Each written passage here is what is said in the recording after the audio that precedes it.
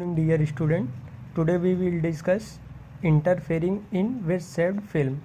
आज हम आप लोगों के सामने ये टॉपिक रिप्रेजेंट करेंगे कि वेज शेप्ड फिल्म में इंटरफेरेंस कैसे होता है। तो इसके लिए सबसे पहले हम करेंगे क्या, सबसे पहले हमें एक वेज शेप्ड फिल्म लेना है एट एन एंगल अल्फ़ा। उसके बाद हमें एक रे ए बी जो वेज शेप्ड फिल्म है उस पर हमें इंसिडेंट कराना है।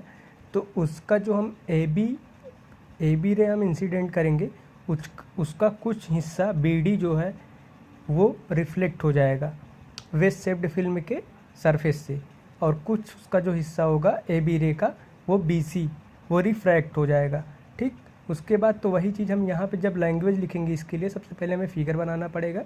एक रे हमें वेज शेप्ड फिल्म लेना पड़ेगा एट एन एंगल अल्फ़ा।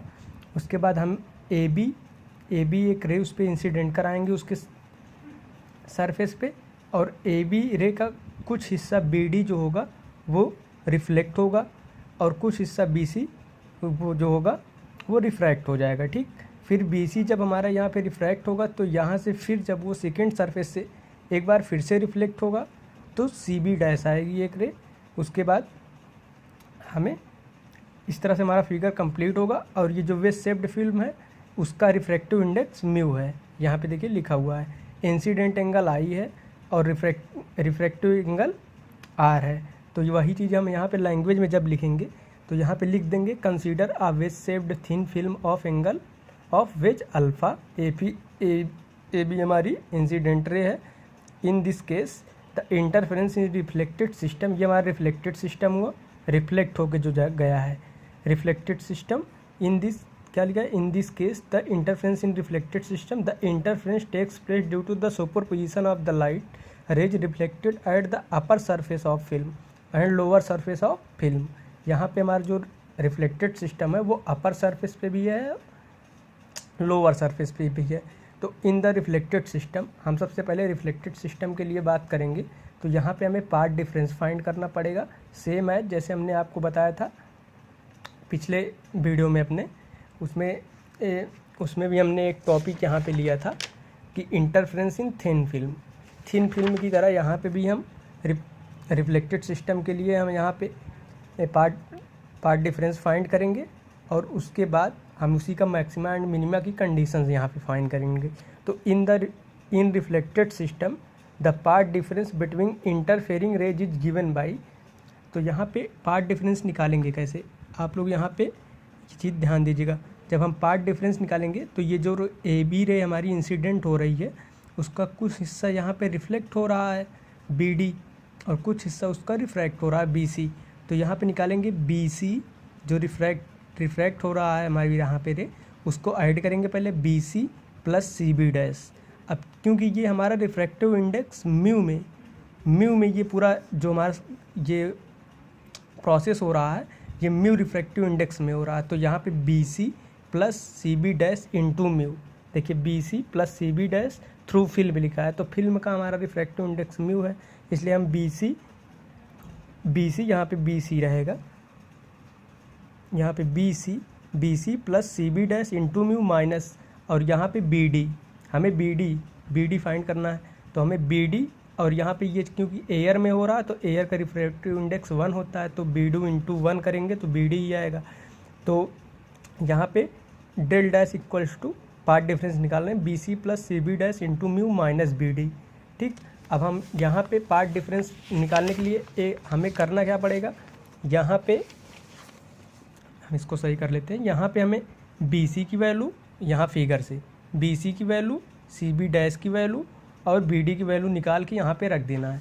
तो एक तो है कि हम यहाँ पे फिगर से निकालें sine i cos r sine i एक बार एंगल लेंगे, बी सी बी डैश एक बार टी एंगल लेंगे, एक बार इधर से टी एंगल लेंगे, बी डी बी डैश लेंगे। तो यहाँ से हम वैल्यू निकालेंगे बी सी और सी बी डैश और बी डी की, यहाँ पे रखेंगे। तो ये तो प्रोसेस थोड़ा लंबा होगा, तो हम इसके पहले आप लोगों के लिए इंटरफेरेंस इन थिन फिल्म लेके आए थे। तो उस सेम एज यहाँ पे भी हम डायरेक्ट यहाँ पे लिखेंगे, उतना निकालने की ज़रूरत नहीं है हमें। तो यहाँ पे लिखेंगे del dash equals to 2 mu t cos r plus alpha, ये हमारा क्या होगा पार्ट डिफरेंस। लेकिन ये जो पार्ट डिफरेंस हमारा आया हुआ है यहाँ पे हम देखेंगे तो ये जो रे है हमारी इंसिडेंट हो रही है, ये एक बार यहाँ पे डेंसर मीडियम में, फिर रेयर मीडियम में, मतलब यहाँ पे 2 मीडियम आ गया, तो यहाँ पे हमारा स्टोक्स लॉ आएगा। तो स्टोक्स लॉ कहेगा क्या, जो हमारा पार्ट डिफरेंस है वो पार्ट डिफरेंस से लेमडा यानी मतलब λ/2 कम या ज़्यादा होगा। मतलब अगर हम फेज डिफरेंस की बात करें तो पाई, तो यहाँ पे वही जब हम पार्ट डिफरेंस निकालेंगे तो वो λ/2 कम या ज़्यादा होगा। तो वही लिखा हुआ है डेल बराबर 2 mu t cos r plus alpha, उससे λ/2 कम या ज़्यादा होगा। ये आ गया हमारा पार्ट डिफरेंस। ठीक है, ये आएगा कहाँ से, इंटरफेरिंग इन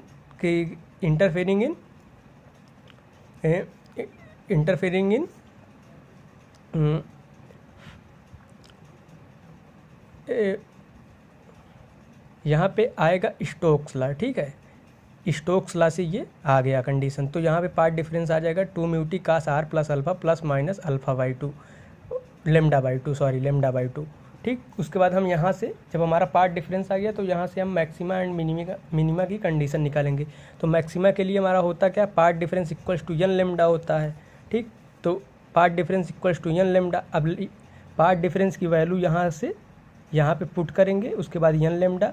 जब इसको n λ/2 को उधर लेके जाएंगे तो यहाँ पे हमारे पास कंडीशन आ जाएगी 2 mu t cos r plus alpha equals to 2n + 1 λ/2। ठीक, ये आ गई हमारे लिए मैक्सिमा की कंडीशन। मैक्सिमा या तो ब्राइट फ्रिंज के लिए कंडीशन कहेगा, तो ये हमारे पास कंडीशन आ गई। सेम एज हमें मिनिमा के लिए कंडीशन निकालना है, तो यहाँ पे del equals to path difference 2n + 1 λ/2 के इक्वल होता है। तो यहाँ पे पार्ट डिफरेंस की वैल्यू यहाँ से रख देंगे। ठीक, उसके बाद जब यहाँ से वैल्यू रखेंगे पार्ट डिफरेंस की, तो 2 mu t cos r plus alpha plus λ/2 equals to n λ/2। λ/2 cancel हो जाएगा, तो 2 mu t cos r plus alpha equals to n lambda. ये आ गया हमारा मिनिमा या डार्क फ्रिंजेस के लिए कंडीशन। अगर हम यहाँ पे एयर की बात करेंगे तो एयर के लिए म्यू रिफ्रैक्टिव इंडेक्स की वैल्यू 1 होती है।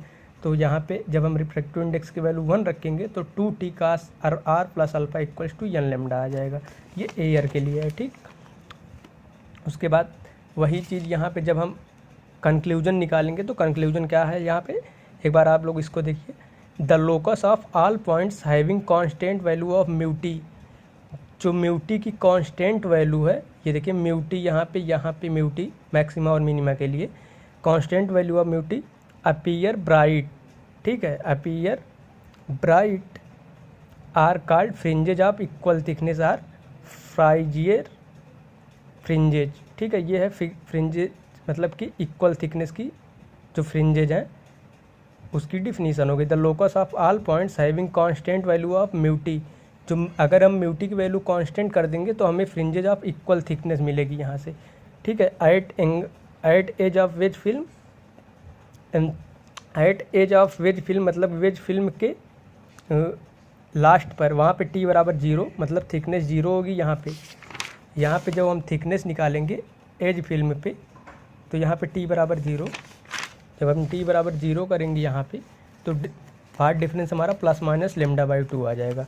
It is the condition of minima or dark fringes so edge of wedge film appear dark in reflected system. ठीक है, इसका मतलब ये मिनिमा की कंडीशन है, डेल बराबर प्लस माइनस λ/2, या तो मिनिमा मतलब यार तो डार्क फ्रिंजेस या तो मिनिमा। तो इसलिए वेज फिल्म के किनारों पर हमें रिफ्लेक्टेड सिस्टम में डार्क फिल्म दिखाई देती हैं। As one move towards increasing thickness from edge we get alternate maxima and minima. जब हम वेज शेप्ड फिल्म के एक पॉइंट से दूसरे पॉइंट पे मतलब आगे बढ़ते जाएंगे तो हमें एक मैक्सिमा एक मिनिमा मिलता जाएगा। ठीक है, and we get straight fringes parallel, और हमें पैरेलल वेज शेप्ड फिल्म में हमें पैरेलल फ्रिंजेस मिलती हैं। ठीक, ये हो गया हमारा क्या हो गया, इंटरफेरेंस इन वेज शेप्ड फिल्म। उम्मीद है आप लोगों को हमारी बात समझ में आई होगी। अगर कोई डाउट है तो कमेंट सेक्शन में ज़रूर मेंशन करें। बहुत बहुत धन्यवाद, बहुत बहुत आभार।